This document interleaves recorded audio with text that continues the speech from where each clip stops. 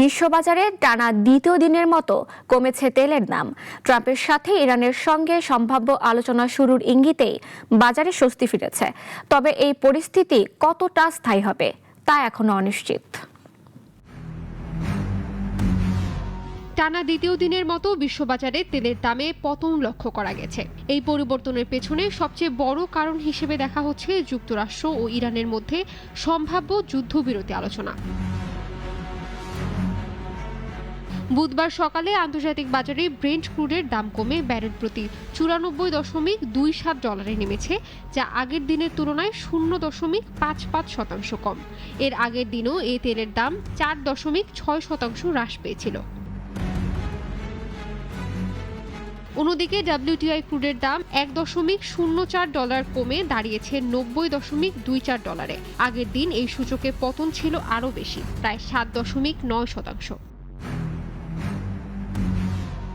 এই দর পতনের পেছনে বড় ভূমিকা রেখেছে হরমুজের পরিস্থিতি।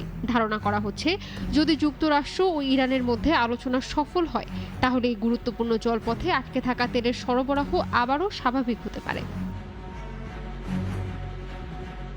মার্কিন প্রেসিডেন্ট ট্রাম্প সম্প্রতি জানিয়েছেন, আগামী কয়েকদিনের মধ্যে ইরানের সঙ্গে সরাসরি আলোচনা শুরু হতে পারে।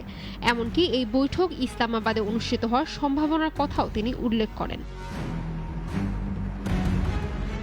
একই সঙ্গে তিনি আসিম মুনিরের ভূয়সী প্রশংসা করেন এবং আঞ্চলিক স্থিতিশীলতায় তার ভূমিকার কথা তুলে ধরেন। তবে পরে আবারও সম্ভাব্য বৈঠকের স্থান নিয়ে কিছুটা ভিন্ন মন্তব্য করায় বিষয়টি নিয়ে কিছুটা অনিশ্চয়তা তৈরি হয়েছে। এদিকে বিশ্ব অর্থনীতিতে তেলের দামের এই পতন সাময়িক স্বস্তি এনে দিলেও যতক্ষণ না যুক্তরাষ্ট্র ইরানের মধ্যে স্থায়ী কোনো সমঝোতা হয়, ততক্ষণ বাজারে অস্থিরতা পুরোপুরি কাটবে না। সব মিলিয়ে এখন আন্তর্জাতিক বাজারে দৃষ্টি নিবদ্ধ রয়েছে সম্ভাব্য সেই আলোচনার দিকে, যা ভবিষ্যতে তেলের দাম এবং বৈশ্বিক অর্থনীতির গতিপথ নির্ধারণে গুরুত্বপূর্ণ ভূমিকা রাখতে পারে।